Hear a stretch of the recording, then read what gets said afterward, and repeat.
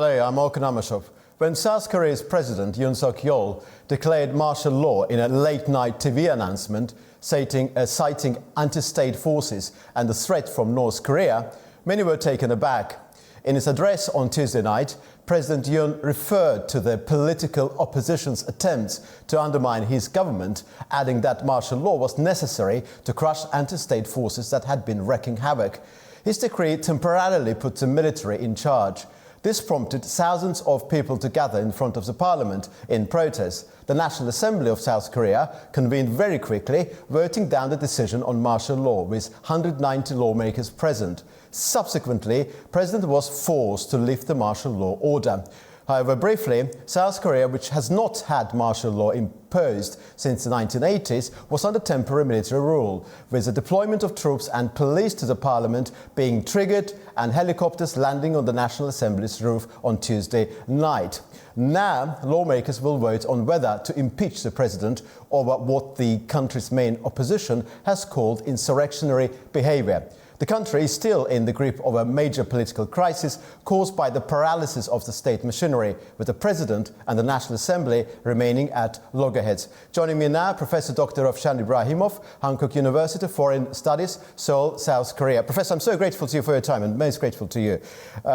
First of all, could you just walk us through the build-up to this process? Because we were taken aback here in Azerbaijan, of course, but there was a prelude to what happened yesterday.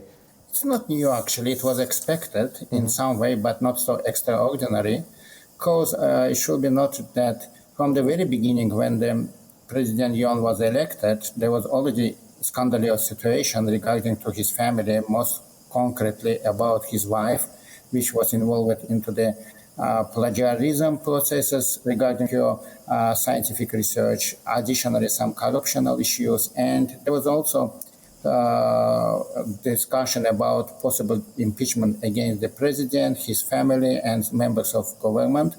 Additionally, there are some problematic situation regarding the economy in Korea and some other issues which is multiply, and generally popularity of president and governing party was seriously declined. As a result of that, governing party lost parliamentary election, and now their minority in parliament consists only 108 seats in National Assembly, and opposition consists roughly 171, totally.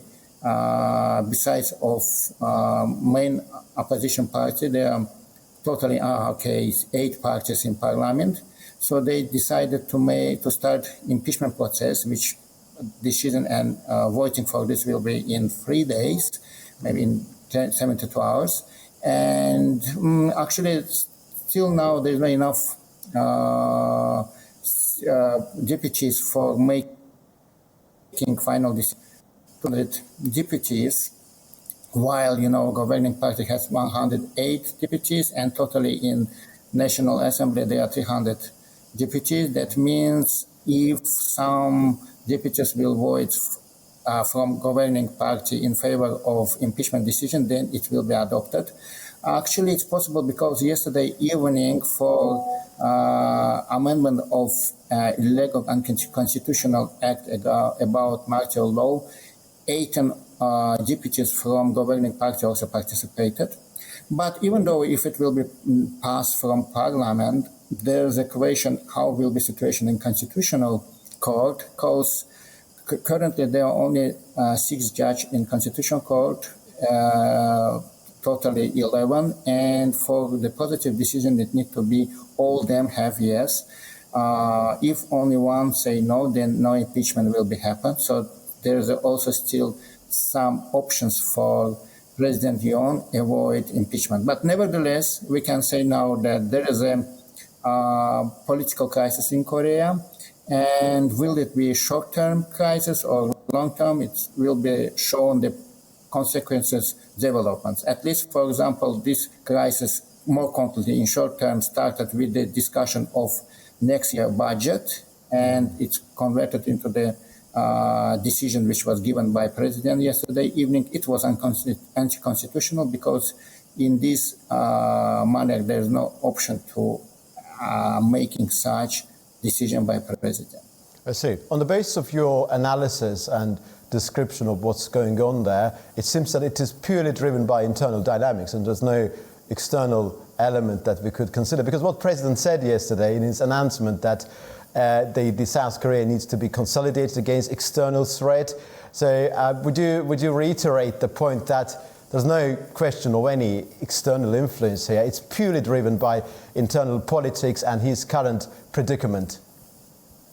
This is a good question because it's not short-term processing, because for how the tension increasing between both Koreas, at least in this year, and it was mainly related also by irritating from Korea as well. There's a propaganda and other information crossing border delivered to the North Korea, and some drones was used as well. And officially it said that no Korean government responsible for that, but those who escaped from North Korea, and these are doing like some kind of propaganda issues there. But of course, without acknowledging of officials, such kind of actions is impossible to do. So from very beginning, President Yeol tried to use open administrative sources in order to prevent unwanted impeachment and other processes against him and family. And so yes, this is, even though saying that we try to prevent like his rhetoric, like pro-communistic, pro-Korean powers within the South Korea in order to govern the situation. Of course, this rhetoric also not actual for today's Korea. It can be very sustainable by 60s, 70s, even 80s.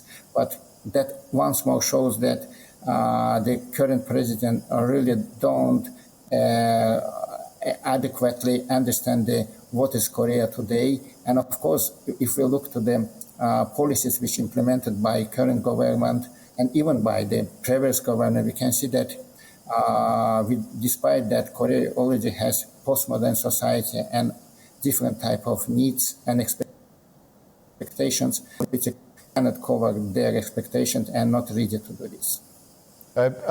Would you say that on the basis of what's going on there, bearing in mind the president and the parliament at loggerheads, and president has so far been unable to to initiate any piece of legislation with the prospect of that legislation being enacted because he doesn't enjoy the support of the parliament for very reasons that you mentioned earlier, that his impeachment and effectively new presidential election is the only way forward to get out of this paralysis that South Korea is presently facing?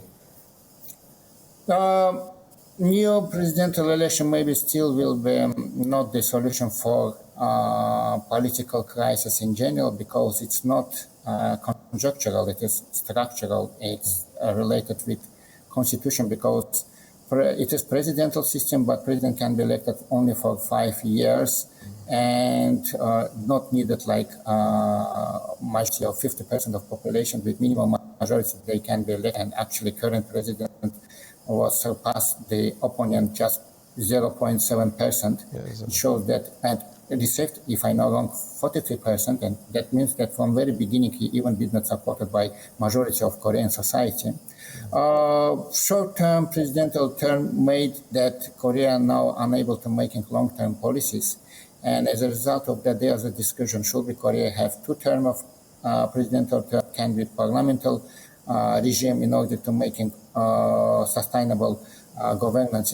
Because in Korea, we also have curse of presidents, like every president has a problem with law, and previously it's not the new case here and no exceptional. So it is also related that even 5 years term not completed by many presidents, and it's every new president come from the oppositional camp, they completely shut the main dimensions of Korean domestic and somehow economically related foreign policy. And that's why this is like we cannot see the prospect of how the main essential fundamental problems will be solved in Korea. So that means that it's not only related with current president, there should be also wide discussion how constitution will be changed, how the system will be changed, and also how the fundamental problems will be solved. Professor, I'm grateful to you for your time. Thank you very much indeed. Thank you very much. My pleasure.